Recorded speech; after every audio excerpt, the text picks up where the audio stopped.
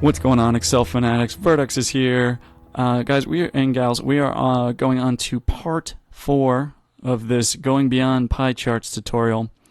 This is really great for people who are not that familiar with charts. I think I learned a couple tips doing this. I definitely think I'm glad I went through it myself. So I hope you guys are getting some value out of this. So last time we finished up by showing you how to change.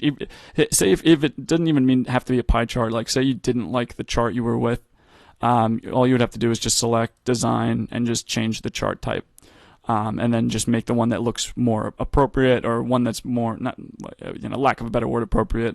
Just something that looks more visually appealing and tells the story that you're hoping to tell in a simple manner. So that was 16.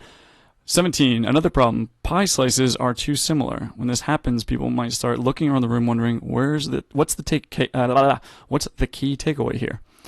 Problem. These slices are so similar, it's hard to identify anything useful. For example, who's leading the sales rep?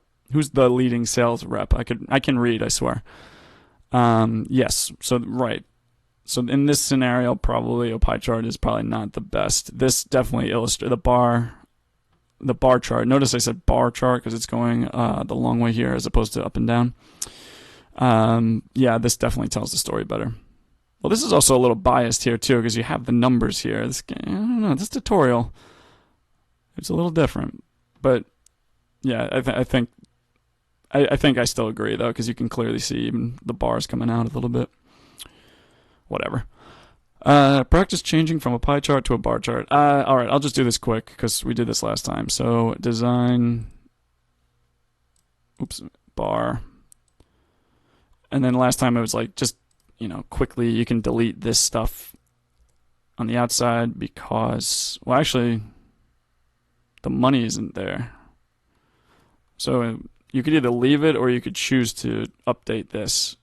So if you go to format, no, not the data series. You go to format the data labels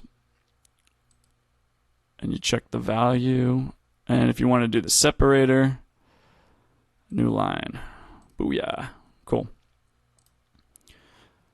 That was it, right? I'm jumping ahead, sorry. Yeah, that was it. It was the same thing as the last two. It's just repetitive.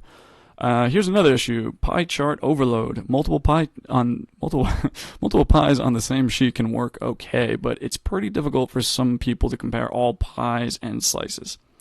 In this data, we have 3 value columns: 2018, 2019, 2020. Roses, tulips, and irises.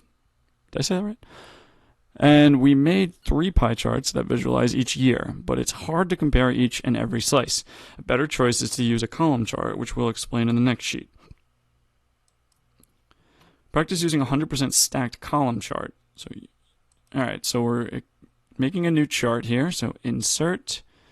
So here's a column here, right? But there's a little drop down arrow here we can use. So that is a stacked column. So we're moving this out of the way. Right click one of the gray colors and add data labels. So it's just only emphasizing the one color here. So yeah, so that's another way of showing them too.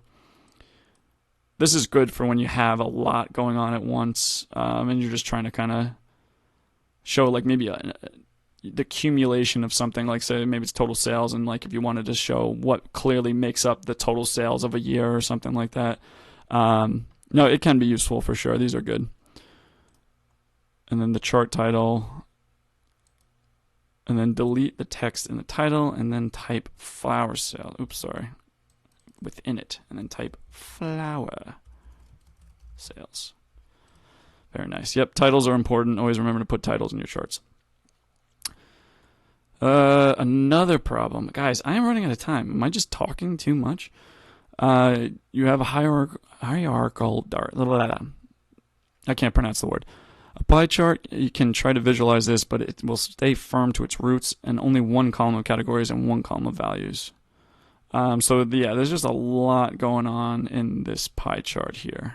So something like this is just too difficult to read. All right, let's find out in the next video how we solve this problem.